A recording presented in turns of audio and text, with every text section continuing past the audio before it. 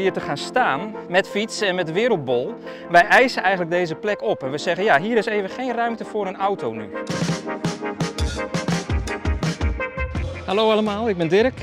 Ik ben fietsactivist. Dan vraag je je natuurlijk onmiddellijk af van, wat is dat dan, een fietsactivist?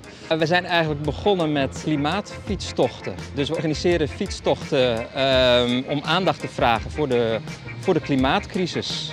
En ik had toen het idee om dat te doen met een groot opblaasbare wereldbol achter mijn fiets, op een fietskarretje. En ja, dat werd eigenlijk een heel groot succes.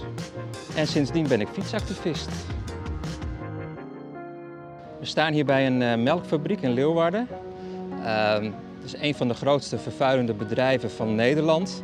Het is ook een van de plekken waar wij wel actie voeren. Omdat wij het belangrijk vinden om duidelijk te maken wat dit soort bedrijven te maken hebben met de klimaatcrisis. En wat we daar ook als persoon tegen kunnen doen.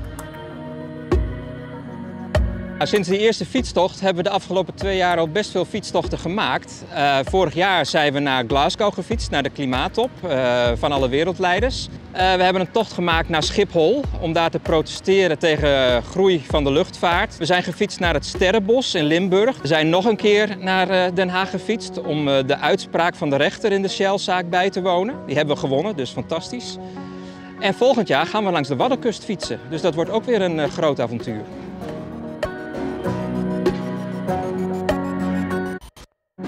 Volgens mij zeg ik niks raars als dit een van de lelijkste plekken van Leeuwarden is.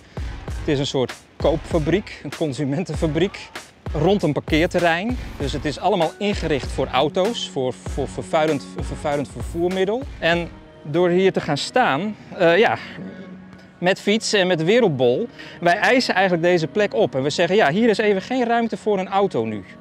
En daarmee ja, ben je dus heel kleinschalig bezig met laten zien van, het kan ook anders.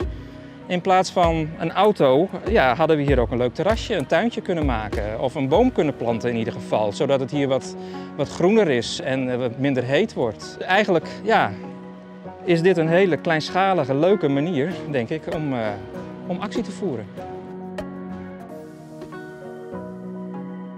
Mensen hebben vaak het idee dat activisme iets heel groots is. Maar dat hoeft helemaal niet. Het kan ook heel kleinschalig zijn. Gewoon begin in je eigen wijk, of in je eigen buurt of in je eigen dorp en stel vragen.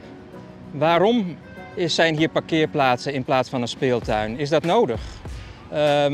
Begin een eigen dorpstuin.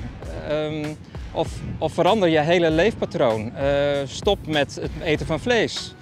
Ja, het kan zo heel simpel zijn, maar het zijn wel allemaal daden van activisme. En van daaruit kun je verder gaan.